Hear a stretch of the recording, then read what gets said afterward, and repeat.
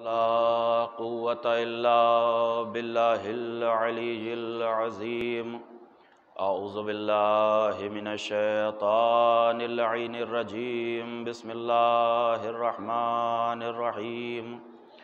الحمد لله الذي اسمه دواء وذكره شفاء وطاعته غنى. الذي ولي المؤمنين وغاية أعمال العارفين وغياث المستغيثين.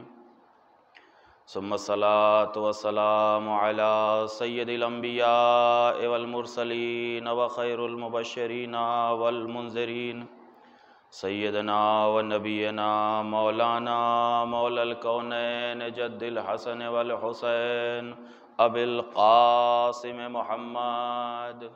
اللهم صل على محمد وعلى محمد.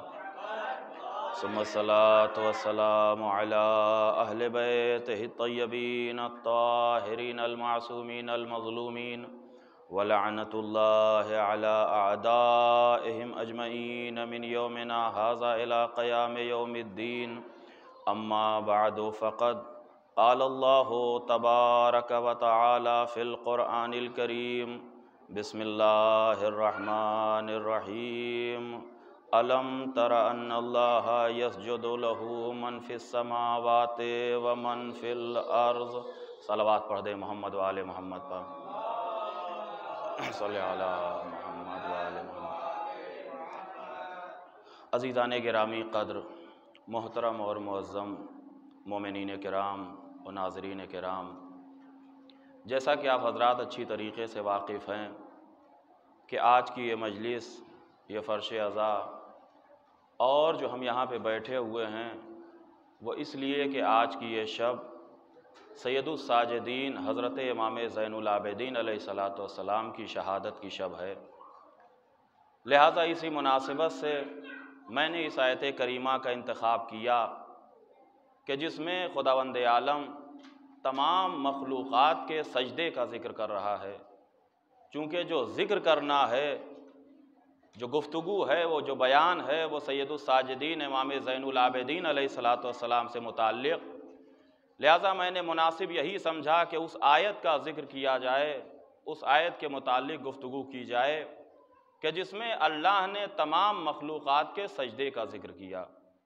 ارشاد ہو رہا ہے الم تر ان اللہ یسجد لہ من فی السماوات ومن فی الارض. یہ نبی سے خطاب ہے. میرے نبی، کیا آپ یہ نہیں دیکھتے کہ زمین اور آسمانوں میں جتنی بھی مخلوقات ہیں، جتنی بھی خلق خدا ہیں، وہ سب کے سب اللہ کا سجدہ کرتی ہیں. تو اس کا مطلب ہے اسی آیت کریمہ میں آگے بھی ارشاد ہو رہا ہے. اور سجدے کے متعلق تقریباً قرآن مجید میں کم و بیش 66 آیتیں ہیں کہ جس میں اللہ نے کہیں پر سجدے کا حکم دیا اور کہیں پر یہ خبر دی کہ جتنی بھی اس زمین کے اوپر موجودات ہیں، آسمان کے اوپر مخلوقات خدا ہیں، سب کے سب اللہ کا سجدہ کرتی ہیں. اب وہ چاہے چاند ہو، چاہے سورج ہو، چاہے ستارے ہوں، چاہے سیارے ہوں، چاہے پہاڑ ہوں، چاہے دواب ہوں، چاہے اشجار ہوں، چاہے نباتات ہوں، یہ جتنی بھی مخلوقات ہیں سب کے سب اللہ کی بارگاہ میں سجدہ کرتی ہیں، سب کے سب سجدہ ریز ہیں. اور صرف سجدے کی بات نہیں ہے بلکہ قرآن مجید کی دوسری آیتوں کو دیکھیے تو باقاعدہ طریقے سے قدرت نے یہ خبر بھی دیا ہے اور حکم بھی دیا کہ جتنے بھی چرند و پرند ہیں سب اللہ کی تسبیح کرتے ہیں، سب اللہ کی حمد کرتے ہیں، سب اپنے اپنے اعتبار سے اللہ کی نماز پڑھتے ہیں. تو چاہے نماز کی بات ہو، صلاۃ کی بات ہو، چاہے تسبیح کی بات ہو، چاہے حمد کی بات ہو، چاہے سجدے کی بات ہو، اس کائنات میں ذرہ ذرہ اللہ کی تسبیح بھی کرتا ہے اور ذرہ ذرہ اللہ کا سجدہ بھی کرتا ہے. لیکن عزیزان گرامی آپ دیکھیے، یہ تجربے کی بات ہے کہ ہم نے چاند و سورج کو تو روزانہ دیکھا لیکن کبھی سجدہ کرتے نہ دیکھا. ہم نے درختوں کو، پہاڑوں کو روز دیکھا لیکن کبھی سجدہ کرتے ہوئے نہیں دیکھا. ہم نے حیوانوں کو اور نباتات کو روزانہ مشاہدہ کیا لیکن کبھی ان کو سجدہ کرتے ہوئے نہیں دیکھا. لیکن قدرت کا یہ اعلان ہے، قدرت کا یہ دعویٰ ہے اور یہ خبر دی جا رہی ہے قرآن مجید میں کہ الم تر ان اللہ یسجد لہ من فی السماوات و من فی الارض، کہ زمین اور آسمانوں میں جتنی بھی خلق خدا ہیں، جتنی بھی مخلوقات ہیں، یہ سب کے سب اللہ کا سجدہ کرتی ہیں۔ تو میں نے جب تفسیروں کا مطالعہ کیا تو وہاں پر مجھے ملا، بڑے اختصار کے ساتھ اپنی اصل منزل بہانا چاہتا ہوں، وہاں پہ یہ ملا، محققین نے یہ بتایا کہ جتنے بھی کائنات کے ذرات ہیں ان سب کو اللہ نے ایک خاص قسم کا شعور عطا کیا ہے، جس شعور کی بنا پر وہ اللہ کا سجدہ کرتے ہیں، اور اس سجدے کو سجدہ تکوینی کہا جاتا ہے۔ ایک خاص قسم کا شعور ہوتا ہے جو کائنات کے ذرے ذرے کو اللہ نے عطا کیا ہے، اور اس شعور کی بنا پر، اس شعور کی بنیاد پر یہ تمام ذرات اللہ کی بارگاہ میں سجدہ ریز ہوتے ہیں، اللہ کی بارگاہ میں سجدہ کرتے ہیں، اور اس سجدے کو سجدہ تکوینی کہا جاتا ہے۔ لیکن انسان چونکہ ذوی العقول میں سے ہے، انسان شعور کے ساتھ ساتھ معرفت بھی انسان کے پاس ہے، لہذا شعور و معرفت کے ساتھ ساتھ جب عقل کی منزلوں کو طے کر لیتا ہے انسان، اب یہ بارگاہ خداوندی میں سجدہ کرتا ہے، تو اس سجدے کو سجدہ تشریع کہا جاتا ہے۔ اس سجدے کو سجدہ تشریع کہا جاتا ہے۔ معلوم ہوا جو دیگر خلق خدا ہیں، دیگر مخلوقات خدا ہیں، وہ بھی اللہ کا سجدہ کرتی ہیں، اور انسان یہ اشرف المخلوقات انسان، چاہے اس کے بعد جو ہے جناتوں کی بات آ جائے، چاہے فرشتوں کی بات آ جائے، چونکہ یہ تمام مخلوقات وہ ہیں کہ جن کا شمار ذوی العقول میں ہوتا ہے، یہ جو سجدہ کرتے ہیں یہ تکوینیات کے ساتھ ساتھ تشریعی سجدہ بھی ان کے ہاں پایا جاتا ہے۔ عزیزان گرامی، آپ دیکھیے سجدہ کیا ہے، تو اللہ نے قرآن مجید میں جو انسان کی خلقت کا مقصد بتایا کہ انسان کی خلقت کا مقصد عبادت ہے، اور عبادت کی بندگی کا نام نماز ہے، اور جو نماز کی معراج کہلائے اسے سجدہ کہا جاتا ہے۔ انسان کی خلقت کا مقصد عبادت ہے، اور عبادت کی معراج کو نماز کہا جاتا ہے، نماز کی معراج کا نام سجدہ ہے۔ آپ دوسرے مقام پر دیکھیے کہ اول روز اللہ نے اسی سجدے کے ذریعے سے معصوم اور ملعون کے درمیان فرق قائم کر دیا۔ جس نے اللہ کے حکم پر اپنی پیشانی کو جھکا دیا وہ محترم ہو گیا، لیکن حکم الہی کے باوجود جس نے سجدے سے انکار کر دیا اس وقت بھی ملعون رہا، قیامت تک کے لیے اسے ملعون قرار دے دیا۔ یہ کیا ہے کہ سجدے کے انکار کی وجہ سے، سجدے کا انکار کیا اپنی خواہشات کی وجہ سے، اپنے نفس کی چاہت کی بنیاد پر اس نے سجدے کا انکار کیا۔ جب سجدے کا انکار کیا تو اللہ نے ملعون قرار دے دیا۔ تو معلوم یہ ہوا کہ یہ سجدہ وہ ہے کہ جس نے روز اول معصوم اور ملعون کے درمیان ایک حد فاصل قرار دے دیا۔ یہ سجدہ کیا ہے کہ یہ سجدہ اللہ کی قربت کو حاصل کرنے کا بہترین ذریعہ ہے۔ یہ سجدہ کیا ہے کہ بندگی کے اظہار کا بہترین ذریعہ سجدہ ہے۔ یہ سجدہ کیا ہے کہ گناہوں کو مٹا دینے کا بہترین ذریعہ سجدہ ہے۔ عزیزان گرامی، آپ دیکھیے یہ جتنی بھی ہم عبادتیں انجام دیتے ہیں، جتنے بھی احکام خداوندی کے اوپر ہم عمل کرتے ہیں، یہ ساری عبادتیں، یہ ساری اطاعتیں، یہ سارے احکام خداوندی کے اوپر جو ہم عمل کرتے ہیں، یہ ساری عبادتیں وہ ہیں جو ہمیں اللہ سے قریب کرتی ہیں۔ یہی وجہ ہے چاہے وہ نماز ہو، ہم نماز میں نیت کیا کرتے ہیں کہ قربتاً اللہ، روزہ نیت کیا ہے، کہا قربتاً اللہ، حج نیت کیا ہے، قربتاً اللہ۔ اس طریقے سے جتنی بھی عبادتیں ہیں، ان تمام عبادتوں کا مقصد یہ ہے کہ ہم اللہ سے قریب ہو جائیں۔ لیکن تمام عبادتوں میں اور سجدوں میں جو امام صادق نے فرمایا ایک بڑا فرق ہے کہ تمام عبادتیں وہ ہیں جو انسان کو اپنے مالک سے قریب کر دیتی ہیں، مخلوق کو خالق سے قریب کر دیتی ہیں، ساجد کو مسجود سے قریب کر دیتی ہیں، عابد کو معبود سے قریب کر دیتی ہیں۔ لیکن جتنا زیادہ قریب سجدہ کر دیتا ہے کوئی دوسری عبادت قریب نہیں کرتی۔ اسی لیے جتنا زیادہ قریب اس عبد کو معبود سے سجدہ کر دیتا ہے کہ دوسری کوئی عبادت اتنا زیادہ ساجد کو مسجود سے قریب نہیں کرتی۔ عبد کو معبود سے قریب نہیں کرتی۔ اس کا مطلب یہ ہے عزیزان گرامی کہ جتنا زیادہ سجدہ اس بندے کو خدا سے قریب کر دیتا ہے، اس عبد کو معبود سے قریب کر دیتا ہے، کوئی دوسری ایسی عبادت نہیں ہے کہ جو بندے کو خدا سے قریب کر دے۔ یہی وجہ ہے کہ جب امام جعفر صادق علیہ السلام سے بچے کو پکڑ لیں، کافی ڈسٹرب کر رہا ہے یہ، صلوات پڑھتے محمد و آل محمد۔ تو عزیزان گرامی امام نے یہ بیان فرمایا کہ سب سے زیادہ جو چیز، جو کیفیت بندے کو خدا سے قریب کر دیتی ہے، اس کیفیت کا نام سجدہ ہے۔ یہی وجہ ہے کہ جب ہمارے چھٹے امام سے، چھٹے آقا اور مولا سے یہ سوال کیا گیا، پوچھا گیا کہ مولا یہ بتائیے کہ کیا جب ہم نماز میں سجدے کی حالت میں ہوں، یا نماز کے علاوہ بھی جب ہم سجدے کی حالت میں ہوں، تو کیا ہم حالت سجدہ میں اللہ سے دعا کر سکتے ہیں، اللہ سے کچھ مانگ سکتے ہیں، اللہ سے کچھ طلب کر سکتے ہیں؟ تو اس وقت چھٹے امام نے بیان فرمایا، ہاں ادعو الی اللہ، اللہ سے مانگو، طلب کرو دنیا کا و آخرتک، اپنی دنیا بھی اللہ سے مانگو، آخرت بھی اللہ سے مانگو۔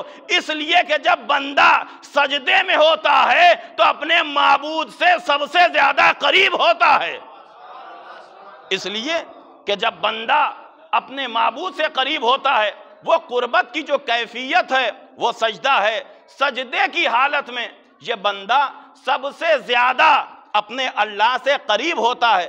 تو اس روایت سے عزیزان گرامی، اس حدیث سے ہمیں کم از کم ایک نتیجہ یہ بھی ملا کہ اگر ہم یہ چاہتے ہیں کہ ہماری کوئی دعا بارگاہ خداوندی میں پیش کی جائے، اگر ہم یہ چاہتے ہیں کہ اللہ ہماری کسی دعا کو قبول کرے، تو ہمارے لیے بہترین وقت ہے کہ جب اللہ کی بارگاہ میں سجدہ کریں، تب ہم سجدے کی حالت میں اللہ سے مطالبہ کریں، اللہ سے دعا کریں۔ اس لیے کہ امام نے کہا ہے کہ جب تم سجدے کی حالت میں ہو تو اللہ سے دعا کرو، اس لیے کہ یہ وہ کیفیت ہے کہ جب انسان اپنے معبود سے سب سے زیادہ قریب ہو جاتا ہے۔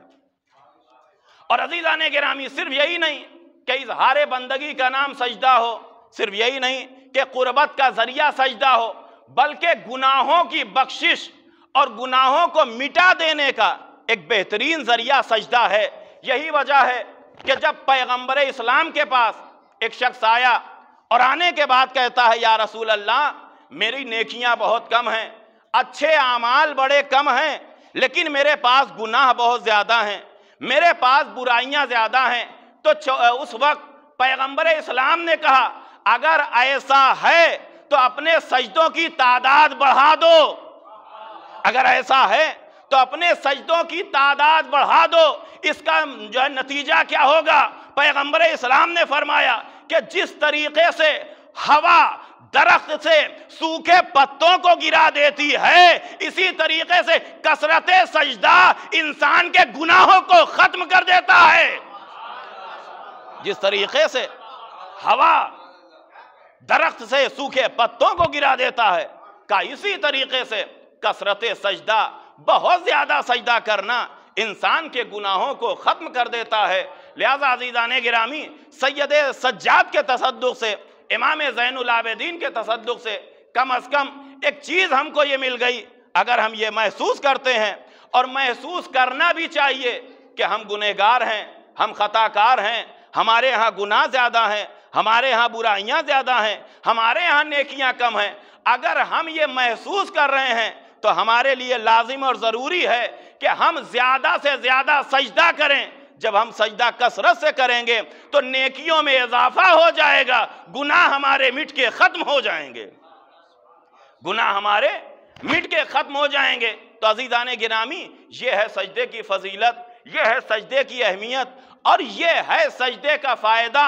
آپ دیکھیے، ہمارے یہاں جتنے بھی ائمہ معصومین ہیں، امام سجاد علیہ السلام کی ہی بات نہیں، جتنے بھی ائمہ معصومین ہیں، جتنے بھی ہمارے ائمہ ہیں، سب کی زندگی میں آپ دیکھیے تو سجدوں کی ایک خاص کیفیت ہے، سجدوں کا ایک خاص انداز ہے۔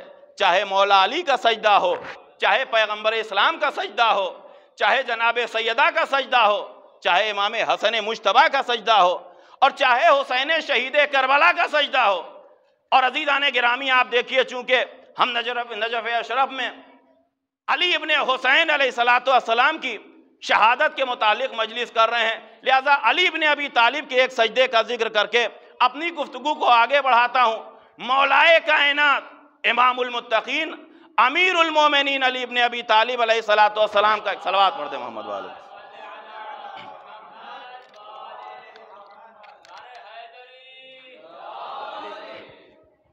امام کے سجدے کی کیفیت کیا ہے، سجدے کی حالت کیا ہے؟ تو ابو دردہ نامی ایک راوی کہتا ہے، ہم مسجد میں گئے، امیر المومنین امام المتقین اس وقت بارگاہ خداوندی میں مناجات کر رہے ہیں، دعا کر رہے ہیں۔ آپ کا انداز دعا یہ ہے، انداز مناجات یہ ہے کہ زبان کے اوپر تمام ابدیت والے کلمات جاری ہیں اور آپ کی آنکھوں سے مسلسل اشک جاری ہے، اور اشک اس انداز میں جاری ہے کہ داڑھیوں سے ہوتے ہوئے مصلی عبادت پہ یہ آنسو پہنچ رہے ہیں۔ اور ہوتے ہوتے میں نے دیکھا کہ جب کافی دیر تک امیر المومنین نے گریہ کر لیا، مناجات کر لیا، تو ایک مرتبہ امام المتقین سجدے میں آتے ہیں۔ اب جب امیر المومنین سجدے میں پہنچے تو آپ کی کیفیت یہ ہے عزیزان گرامی، ابو دردہ یہ کہتے ہیں کہ جیسے ہی امیر المومنین سجدے میں پہنچے تو اب عالم یہ ہے کہ کسی طریقے کی نہ کوئی حس ہے، نہ کوئی حرکت ہے، نہ کوئی آواز ہے، ایسا لگ رہا ہے کہ روح قفس عنصری سے پرواز کر گئی ہے۔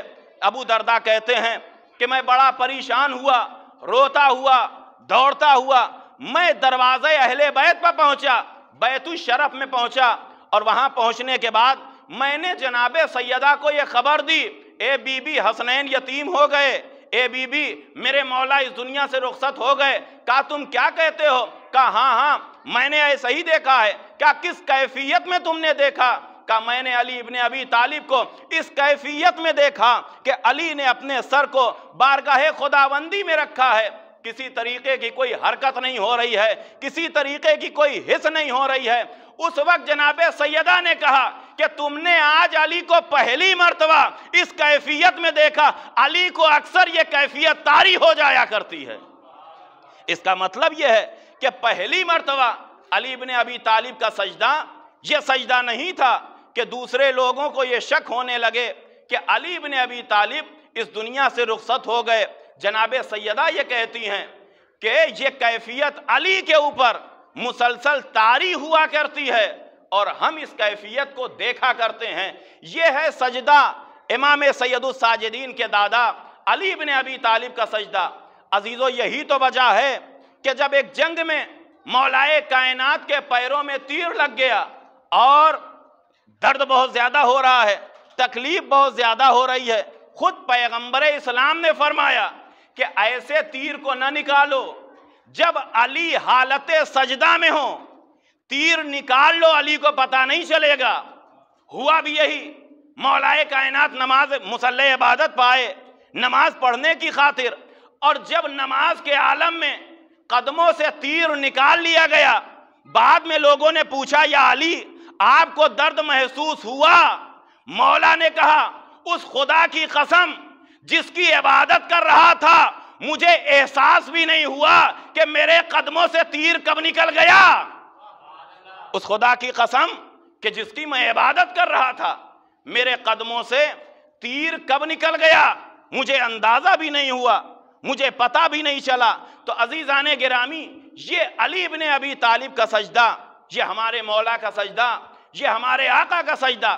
لیکن اس منزل پہ آنے کے بعد پھر سے لوگوں نے اشکال کیا، اعتراض کیا کہ جناب علی آپ کے ہاں تو ساری باتیں مبالغے میں ہوتی ہیں، یہ بتائیے کیا ایسا بھی ہوتا ہے کہ کسی کے قدموں سے تیر نکل جائیں، پیر سے تیر نکل جائے اور اس کو احساس بھی نہ ہو، اس کو پتہ بھی نہ ہو؟ یہ مبالغے میں مبالغہ ہے۔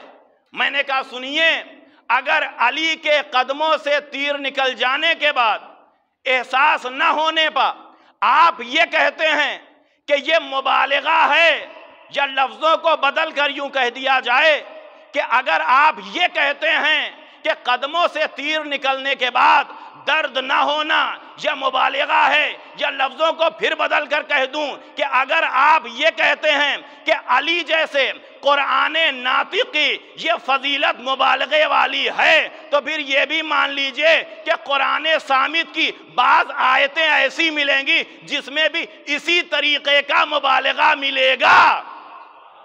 قرآن صامت میں بعض آیتیں ایسی ہیں جن میں آپ کو اسی طریقے کا مبالغہ ملے گا۔ وہ کون سا مبالغہ؟ کہ آپ نے پڑھا نہیں سورہ یوسف میں جب زلیخا جناب یوسف کے عشق میں آ گئیں، محبت کرنے لگیں، ان سے عشق کر بیٹھیں، تو آپ نے دیکھا جب امیروں کی بیویوں نے اور جو ہے وہ خواتین نے جناب زلیخا کو یہ تانا دینا شروع کر دیا، زلیخا تمہیں کیا ہو گیا ہے؟ تم ملکہ ہو، تم ایک بادشاہ کی زوجہ ہو، تم نے غلام سے محبت کر لیا، تم نے غلام سے عشق کر لیا۔ تو زلیخا نے کیا کہا کہ تم فلاں دن آ جانا۔ وہ آ گئیں، کہا ایک اپنے ہاتھ میں چاقو بھی لے کے آنا، ایک پھل بھی لے کے آنا، اور جب ہم بلائیں گے اس پھل کو بس قطع کر دینا۔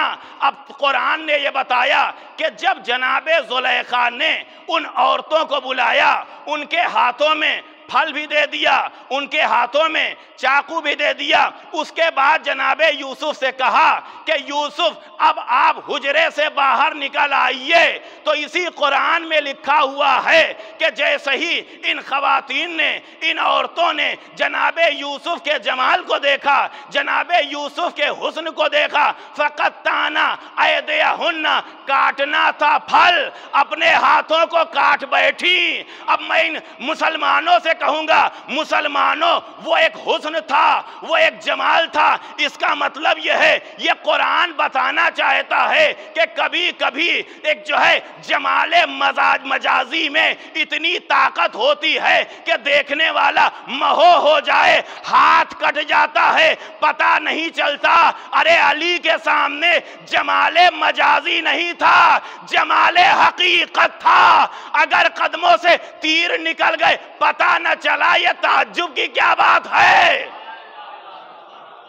علی کے سامنے یہ قرآن نے بتایا، فقطعنا ایدیہن، انہوں نے قطع کیا، انہوں نے جو ہے وہ کاٹنا چاہا، پھل کو کاٹنا چاہا، پھل تو نہیں کٹا، لیکن کہا ان کے ہاتھ کٹ گئے۔ ہاتھ کٹ گئے، احساس بھی نہیں ہوا، پتہ بھی نہیں چلا۔ تو اگر قرآن ناطق کی وہ فضیلت مبالغہ ہے تو قرآن صامت کی یہ آیت بھی مبالغہ ہے، قرآن صامت کی یہ آیت بھی مبالغہ ہے۔ تو عزیزان گرامی، یہ ہے انداز سجدہ اہل بیت علیہ السلام کے ہاں اور ہمارے اماموں کے ہاں، ہمارے معصومین کے ہاں اس طریقے سے بارگاہ خداوندی میں سجدے کیے جاتے ہیں۔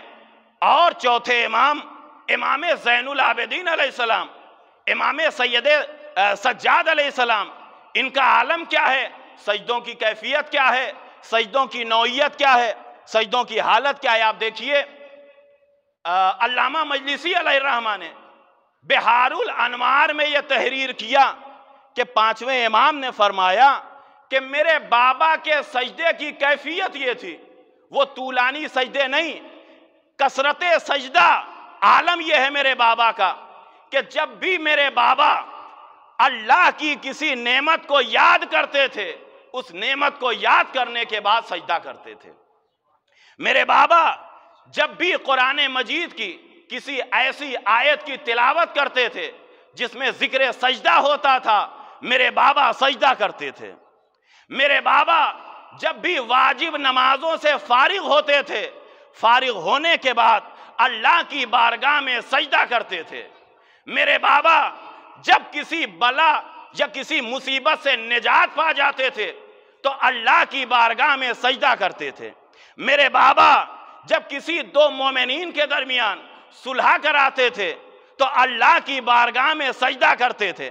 تو عزیزان گرامی، آپ نے دیکھا کہ جب اللہ کی کسی نعمت کو امام نے یاد کیا تو سجدہ، آیت سجدہ کو پڑھا تو سجدہ، جب کسی بلا سے نجات پا گئے تو سجدہ، جب واجب نمازوں سے فارغ ہو گئے تب سجدہ، جب مومنین میں اصلاح کرائی تب سجدہ۔ یہ امام سید سجاد کے سجدوں کا انداز ہے۔ لیکن عزیزان گرامی، چونکہ ہم بھی امام سجاد کے شیعہ ہیں، ہم بھی امام سجاد کے پیروکار ہیں، ہم بھی امام سید سجاد کے اطاعت گزار ہیں، لہذا ہمارے لیے بھی لازم اور ضروری ہے کہ جب بھی اللہ کی کسی نعمت کو یاد کریں ہم بھی سجدہ کریں، جب بھی بلاؤں سے محفوظ ہو جائیں اللہ کا سجدہ کریں، جب بھی نمازوں سے فارغ ہو جائیں اللہ کا سجدہ کریں، جب بھی مومنین میں اصلاح کرائیں اللہ کا سجدہ کریں۔ یقین جانیے ان تمام سجدوں کے بعد بھی ہم سید سجاد تو نہیں کہلا سکتے، لیکن غلام سید سجاد ضرور کہلا سکتے ہیں۔ ایک صلوات پڑھ دے محمد والے محمد پر۔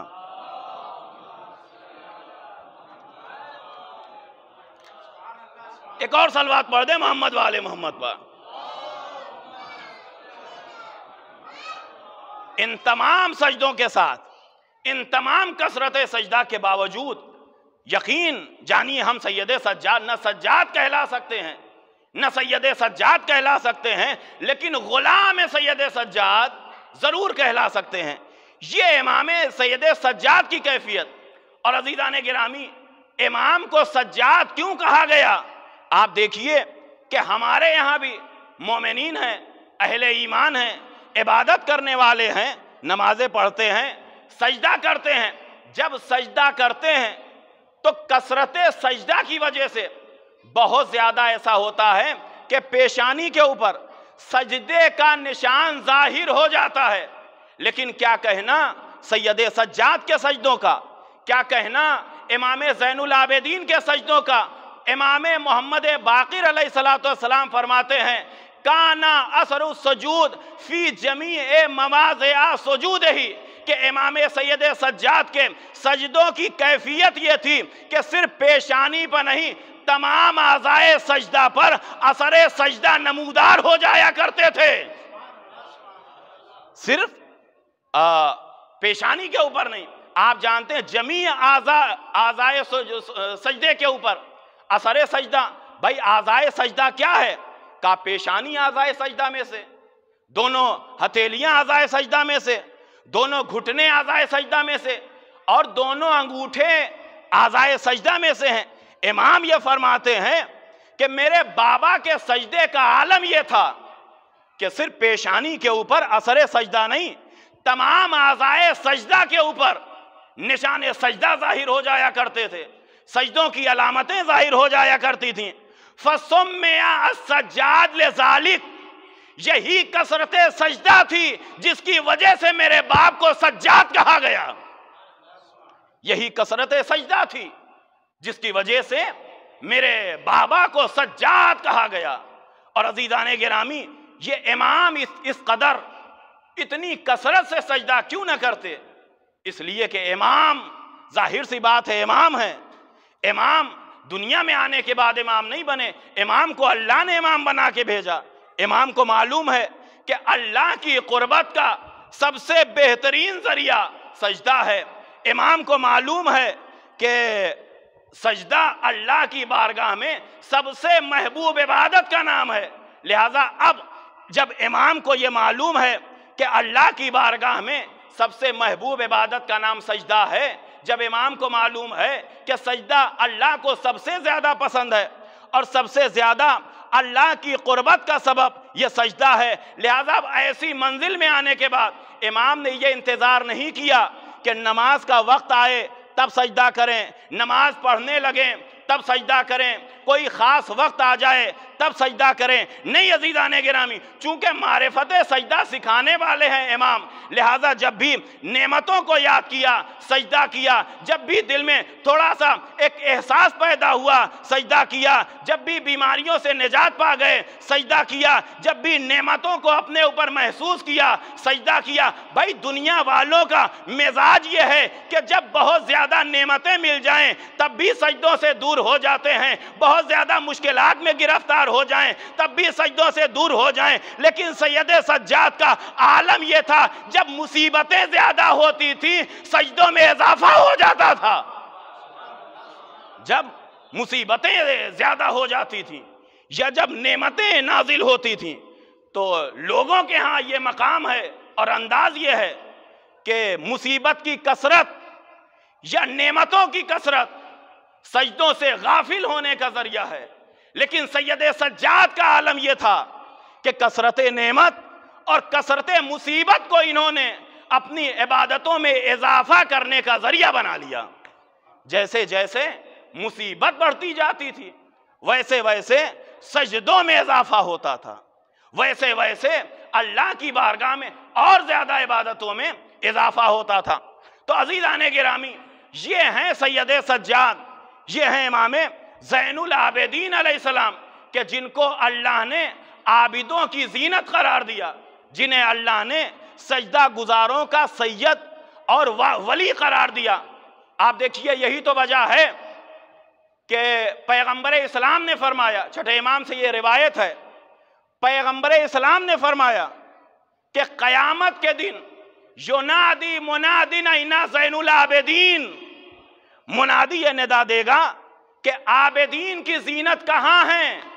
پھر امام فرماتے ہیں کہ پیغمبر اسلام نے فرمایا کہ جب یہ آواز دی جائے گی، اے اہل محشر کہاں ہیں عبادت گزاروں کی زینت؟ پیغمبر اسلام فرماتے ہیں کہ وہ وقت ایسا ہوگا کہ ایک شخص جس کی پیشانی سے نور ظاہر ہو رہا ہوگا، اور وہ شخص جو ہے وہ میدان محشر میں جب آئے گا اس وقت یہ آواز دی جائے گی، یہ علی ابن حسین ہیں کہ جنہیں اللہ نے زین العابدین قرار دیا ہے۔ یہ علی ابن حسین ہیں کہ جنہیں اللہ نے زین العابدین قرار دیا ہے۔ اچھا عزیزان گرامی، بہت جلدی اپنی بات کو عرض کر رہا ہوں چونکہ جلوس بھی ہے اور جلوس کا ایک خاص وقت دیا گیا ہے حرم میں۔ ایک صلوات پڑھ دیں محمد والے محمد پر۔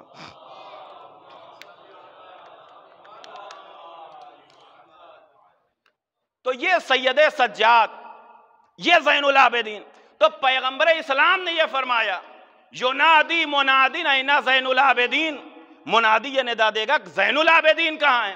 اس وقت جو اس آواز کے اوپر لبیک کہیں گے وہ ہمارے اور آپ کے چوتھے امام ہوں گے، سید سجاد ہوں گے۔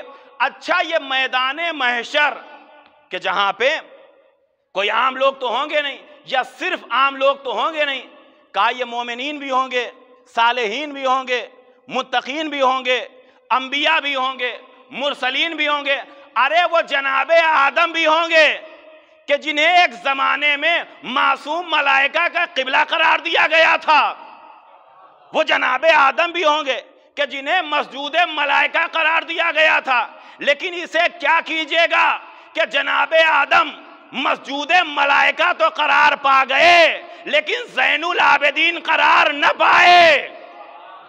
جناب آدم مسجود ملائکہ تو قرار پا گئے، ملائکہ کا قبلہ تو قرار دے دیا گیا، لیکن جناب آدم کو زین العابدین نہیں کہا گیا۔ آئیے قرآن مجید میں ایک دوسری آیت کو دیکھیے، ارشاد ہوتا ہے کہ وَجَعَلْنَاهُمْ أَئِمَّةً يَهْدُونَ بِأَمْرِنَا وَأَوْحَيْنَا إِلَيْهِمْ فِعْلَ الْخَيْرَاتِ وَإِقَامَ الصَّلَاةِ وَإِيتَاءَ الزَّكَاةِ وَكَانُوا لَنَا عَابِدِينَ۔ یہ کون ہیں؟ تو جب ہم نے مفسرین سے طلب کیا، پوچھا کہ یہ کس کے متعلق گفتگو ہو رہی ہے، یہ کس کے متعلق بات ہو رہی ہے، تو مفسرین نے یہ بتایا کہ یہاں پر وَجَعَلْنَاهُمْ أَئِمَّةً يَهْدُونَ بِأَمْرِنَا وَأَوْحَيْنَا إِلَيْهِمْ فِعْلَ الْخَيْرَاتِ وَإِقَامَ الصَّلَاةِ وَإِيتَاءَ الزَّكَاةِ وَكَانُوا لَنَا عَابِدِينَ۔ کہا یہ جو بات کی جا رہی ہے یہ بنی اسرائیل کے انبیاء کی بات کی جا رہی ہے۔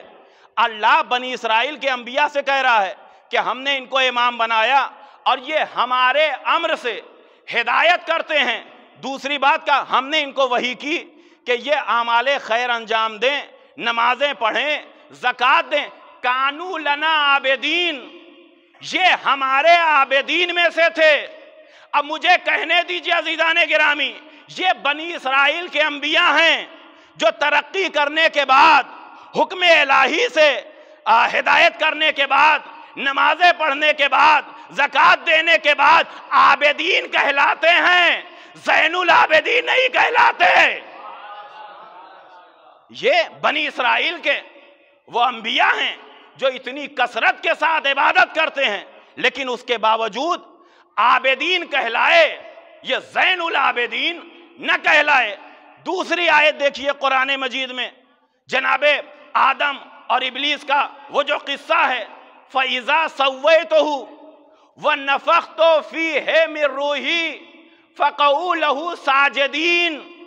وہاں کہا گیا عابدین انبیاء کے لیے، یہاں کہا گیا ساجدین ملائکہ کے لیے۔ وہاں انبیاء ترقی کر گئے لیکن جو ہے عابدین تک پہنچے، سید العابدین نہ ہو سکے۔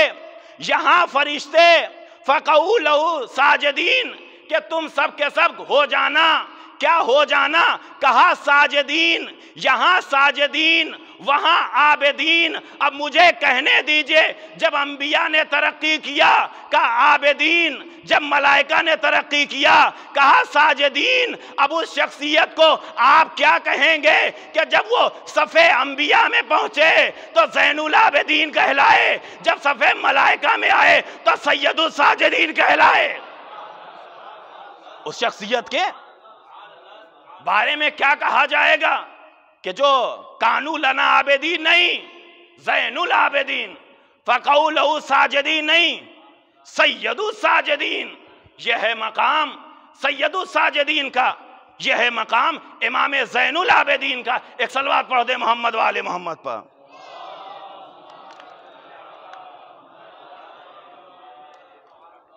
تو یہ اللہ کی بارگاہ میں سجدہ کرنے والے، عبادت کرنے والے اور اپنی پیشانی کو بارگاہ خداوندی میں جھکانے والے، جنہیں زین العابدین بھی کہا گیا، جنہیں سید الساجدین بھی کہا گیا، امام العابدین بھی کہا گیا۔ عزیزان گرامی آپ دیکھیے، عموماً ایسا ہوتا ہے کہ جب مصیبتیں اور بلائیں بڑھ جاتی ہیں تو انسان کا ذہن اور انسان کی طبیعت عبادتوں سے یا ایسی چیزوں سے ہٹ جاتی ہیں، لیکن یہ اہل بیت رسول ہیں، یہ ہمارے ائمہ ہیں، یہ ہمارے معصومین ہیں کہ یہاں مصیبتیں، یہاں بلائیں ان کی عبادتوں میں خلل پیدا نہیں کرتی، بلکہ اگر مصیبتیں بڑھ رہی ہیں تو عبادتوں میں بھی اضافہ ہو رہا ہے۔ اور آپ دیکھیے یہ تمام مصیبتیں بھی جو انہوں نے برداشت کیا، وہ مصیبتیں کیوں برداشت کیا؟ کہ اللہ کے لیے، ذکر الہی کے لیے، بقائے اسم الہی کے لیے۔ تو اللہ نے ایسا مقام عطا کر دیا، اللہ نے ایسا رتبہ عطا کر دیا۔ یہ آخری بات، میری گفتگو تمام ہو گئی۔ آپ دیکھیے یہی سید الساجدین، یہی امام زین العابدین، جب آپ تمام مصیبتوں کو پار کرتے ہوئے ایک مرتبہ بازار دمشق میں پہنچے، اور جب وہاں آپ پہنچے تو عالم یہ ہے، آپ جانتے ہیں، ابھی مصائب میں ذکر ہوگا، تمام تر مصیبتیں ہیں سید الساجدین کے اوپر۔ بازار دمشق میں ایسے مقام پر محمد ابن طلحہ نے یہی تو امام سے پوچھا تھا، لمن الفتح ابن الحسین، اے فرزند حسین فتح کس کی ہوئی؟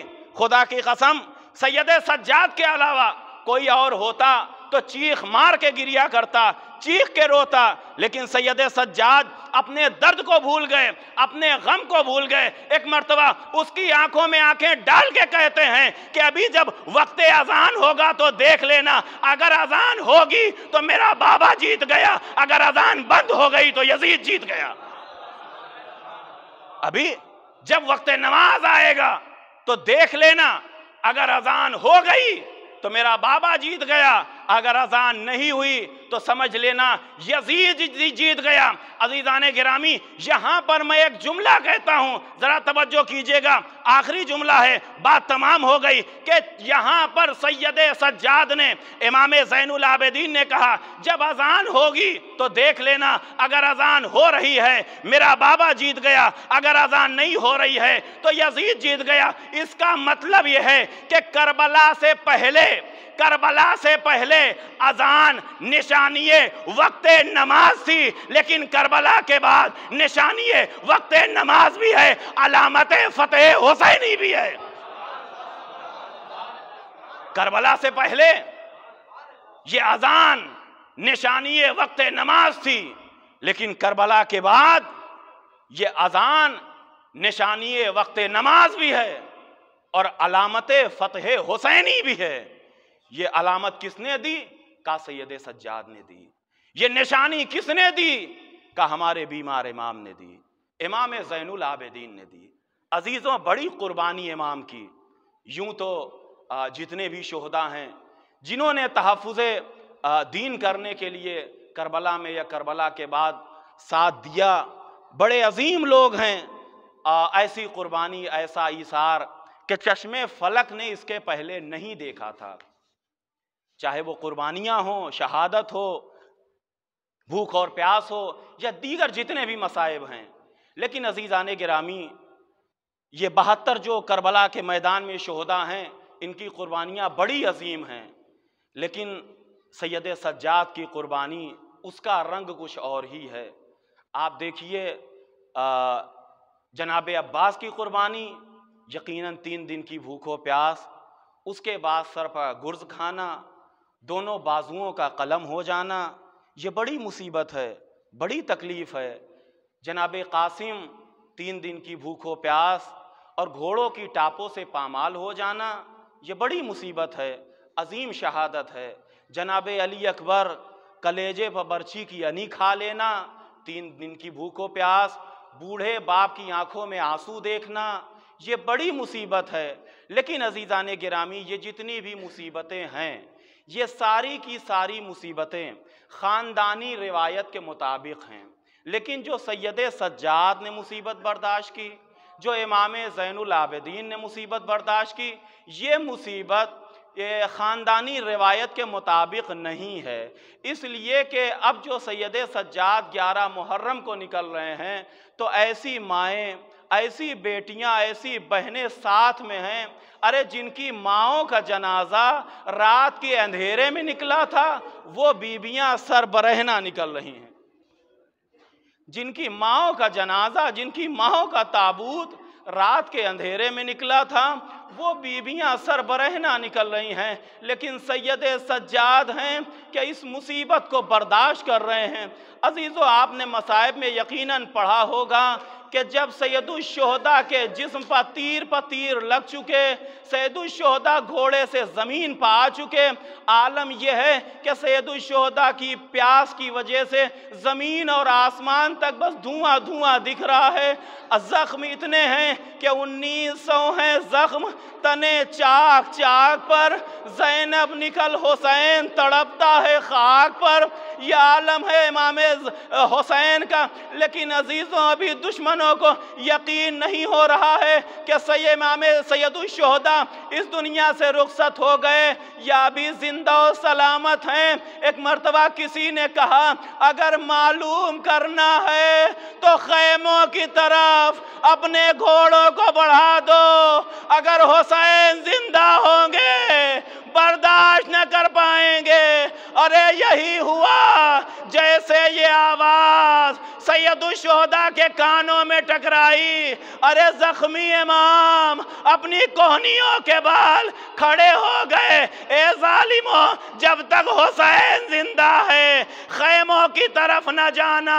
میں کہوں گا، اے مولا، ارے خیموں کی طرف جاتے ہوئے گھوڑے برداشت نہ کر پائے۔ ہائے سید سجاد، ہائے میرا بیمار امام، اپنی آنکھوں سے بے ردائی بھی دیکھ رہا ہے، بے چادری بھی دیکھ رہا ہے۔ اللہ اکبر! ہاذا دارو بیمار کربلا کا ماتم ہے، امام سید سجاد کا ماتم ہے، یہ شب شہادت ہے۔ عزیزو، ایک روایت جو میں نے ذکر المصائب میں پڑھا، میرا بیمار امام اس مصیبت کا تذکرہ خود کرتا ہے کہ اے میرے چاہنے والوں، جب ہم کربلا سے نکالے گئے تو ہمیں ایسے اونٹ پہ بٹھایا گیا جو بغیر کجاوے کا تھا۔ یہی نہیں بلکہ ہمارے ہاتھوں میں ہتھکڑیاں پہنائی گئی، پیروں میں بیڑیاں پہنائی گئیں، گلے میں خاردار توق پہنایا گیا۔ اے عزادارو، یہی نہیں بلکہ جو ہماری زینب جیسی پھوپھیاں تھیں، علی کی بیٹیاں تھیں، इनके हाथों में भी रस्सी बांधी गई, पसे पुष्ट इनके हाथों को बांध दिया गया। बेमखनो चादर, बेकजावा ऊंट के ऊपर इन बीबियों को सवार किया गया। अज़ादारों, अब वो जुमला जिसको पढ़ने के बाद मेरी आंखों में आंसू आ गए, कहे सुनने वालों, यही पर इक्तिफा नहीं हुआ। अरे जो वो नेज़ों के ऊपर कहीं कासिम का सर था, कहीं अकबर का सर था, कहीं अब्बास का सर था, कहीं छोटे से अली असगर का सर था। ए आज़ादारों, आपके यहाँ भी अगर किसी जवान का इंतकाल हो जाता है तो माँ उसका जिक्र भी बर्दाश्त नहीं कर पाती। हाय करबला की माएँ, जब ये नेज़ों पर सर थे, कभी अली अकबर का सर उम्मे लैला के पास लाते थे, अली असगर का सर रबाब के पास लाते थे, अरे कासिम का सर उम्मे फरवा के पास लाते थे। अब ये बताइए किस माँ के अंदर ये जिगर है कि अपने कलेजे के टुकड़े को नेज़े की बुलंदी पर देखे और रोए ना, सर न पीटे, गश न खा जाए। अरे जब बीबियां रोती थी तो कभी शिम्र नेज़े मारता था, कभी ताजियाने लगाता था, कभी दुर्रे लगाता था। अल्लाह अकबर। हाँ आज़ादारों, ये सैयद सज्जाद ने बताया, ये इमाम ज़ैनुल आबिदीन ने बताया। यही नहीं आज़ादारों, जब ये काफिला दरबारे यजीद में पहुंच गया, अरे कहाँ नबी की आंखों के नूर हुसैन इब्ने अली का पाकीज़ा सर, कहाँ यजीद का दरबार, तश्त के अंदर इमाम हुसैन का गरीबे करबला का कटा हुआ सर रखा गया। एक सहाबी रसूल कहते हैं, अरे मेरी आंखों ने देखा था कि जब नबी इस होंठ के बोसे लिया करते थे, कभी गले के बोसे दिया करते थे, लेकिन हाय आज ये वो वक्त है कि जब यजीद के हाथों में एक छड़ी है, दिल बंदे ज़हरा के कभी दंदाने मुबारक पर तौहीन करता है, कभी रुखसारे मुबारक पर। अल्लाह अकबर। अज़ादारों, ये सहाबी रसूल कहता है, मैं बर्दाश्त न कर पाया। मैं कहूँगा ए बुजुर्ग, तुम बर्दाश्त न कर पाए, लेकिन ये बताओ ये मंजर देख के छोटी सी बच्ची सकीना ने कैसे बर्दाश्त किया होगा? ये मंजर देख के चाहने वाली बहन ज़ैनब ने कैसे बर्दाश्त किया होगा? अरे जवान बेटा सैयद सज्जाद ने कैसे बर्दाश्त किया होगा? अल्लाह अकबर। ये बीमारे करबला का दिल है, ये सैयद सज्जाद का जिगर है। अल्लाह अकबर। अज़ादारों, आज बीमारे करबला की शहादत की मजलिस है। वो इमाम के जब वजू के लिए पानी आता था, करबला का रुख करके, ए मेरे बाबा आपको प्यासा ज़िबा किया गया। जब दाना पानी आता था, ए मेरे गरीब आका, ए मेरे प्यासे बाबा, मैं कैसे पानी पी लूं, मैं कैसे खाना खा लूं? कोतला भी जायन व तशाना। अरे मेरे बाबा को भूखा मारा गया, मेरे बाबा को प्यासा ज़िबा किया गया। अल्लाह अकबर। अज़ादारों, ये मेरा मजलूम इमाम, लेकिन आज की शब वो है, इस गरीब को भी, इस बीमार को भी ज़हरे दगा से शहीद कर दिया गया।